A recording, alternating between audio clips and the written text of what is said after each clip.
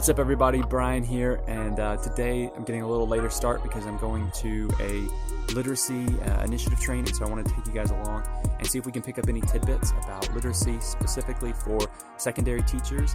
How do you make literacy a priority, and how do you emphasize that a little bit more in your classrooms? So yeah, I realized this morning I am totally out of coffee, so I'm going to have to remedy that real quick. Thankfully, my favorite place is around the corner.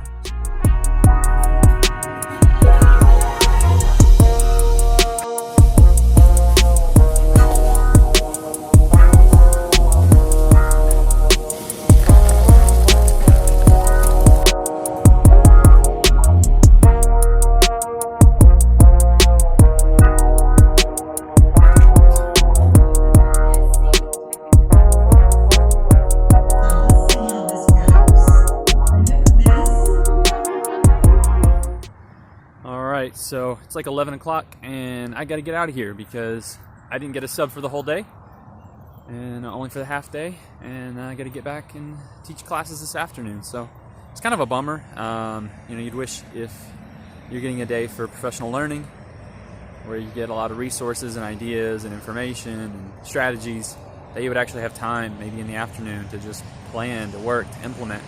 I feel like it's kind of like education as a whole, is that we throw a lot of stuff at teachers and then we say, hey, yeah, figure this out on your own time, but let's make sure we're back in the classroom. Let's make sure that we're, so that's definitely a drawback, but definitely good session and some cool things that I picked up, some tips. So we'll get into that here in just a second. All right, what's up, everybody? So want to go ahead and jump into some specific literacy tips that you can use, some takeaways that I've got. Let me show you. So this is from this book here, Relia Lentz. This is Disciplinary Literacy, so it's really good read, really good for all different disciplines. So my focus obviously as a secondary social studies teacher, but a lot of good stuff in here. So some takeaways, some tips, you can see those here on the board. So I just wanted to illustrate these, go into a little information about them, and see what you guys think about it. The first thing that stands out is to bring in your own reading.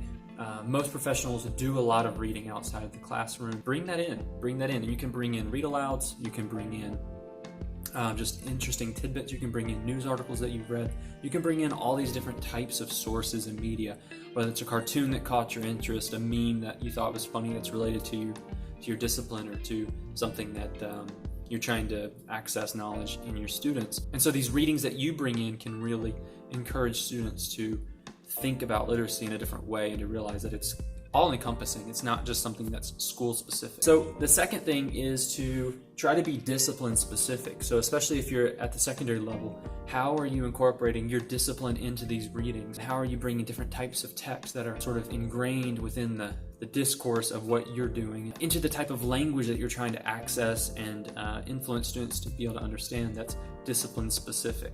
The third thing here is to mix it up. Don't stagnate. Don't just present the same type of sources, the same type of visuals, to just really diversify. And that way students are realizing that these sources come and their literacy skills come handy in a lot of different avenues. So it's not specific to one particular type of source or one only this narrow range of what you do within your discipline, but in fact it's very broad and there's a lot of different potential to use these literacy skills that go beyond the traditional text. And the last one here is kind of like what you're doing once you've done the reading. How are students responding to that reading? How are you getting them to share information? How are you getting them to think deeply and critically about what they read and not just surface level? And I think a lot of times we over-structure or over-regulate the way that we expect these responses, and we want to kind of force or funnel kids into a specific direction. And in fact, a lot of times that's not the way literacy works in the real world, is that there's actually the opposite in that. It's actually a text that then opens up into a broader range of things in a broader direction that the answers can go. So instead of narrowing the funnel, let's widen the funnel and let's allow students to have a lot of different avenues where they can take this knowledge to the next level, where they can demonstrate what they know and demonstrate questions. And one of the ways I do that is a strategy called Say Something, which is very, very simple, and it's basically just a text box at the end of a segment of a reading. And the students literally just say something about the text that they read. Anything goes that comes to mind, any format they want to use, about what they read. It can be questions, it can be takeaways, it can be big ideas, it can be summary, as long as it's related to the text that they just read. And that's just such a freeing thing for students who are so used to being regimented into specific types of responses. Now they can really open up and they can share the things that they see, the things that are relevant to them, the things that we as teachers really want to access. So by opening up that funnel, we can really see their creativity. We can see the range of experiences that our students are bringing to the table as they approach various texts and visuals. All right, so this was an awesome time getting to talk to you guys. It was a cool day getting to explore and just have some time to really dwell on literacy and make that a focal point of what we're doing. And so I hope this was beneficial to you, and I hope you stick around, and we'll see you in the next one.